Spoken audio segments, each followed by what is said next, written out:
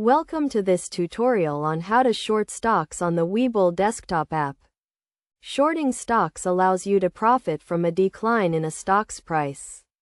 And Webull makes it easy to do so. To begin, make sure you have the Webull desktop app installed and you are logged into your account. First, you need to enable margin trading in your account. To do this, go to the account settings and click on margin trading.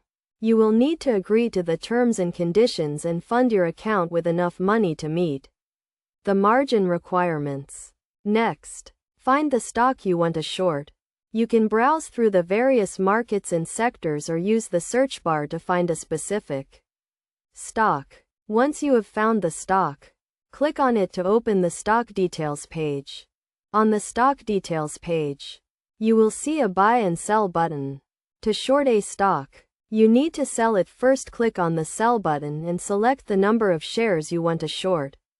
Keep in mind that shorting stocks involves borrowing shares from another investor, so you will need to have enough buying power in your account to cover the trade.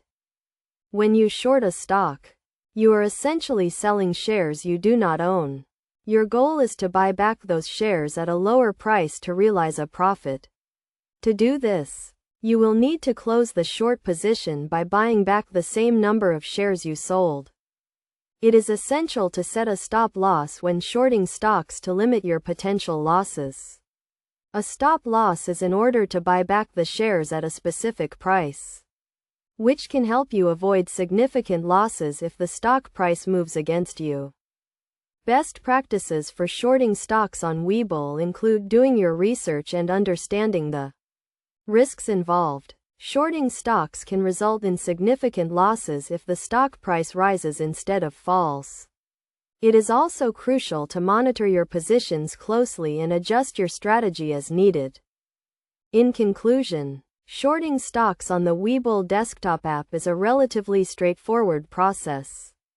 By following these steps and keeping in mind the key concepts and best practices, you can use shorting to potentially profit from a decline in a stock's price. Remember to always do your research and understand the risks involved before making any investment decisions.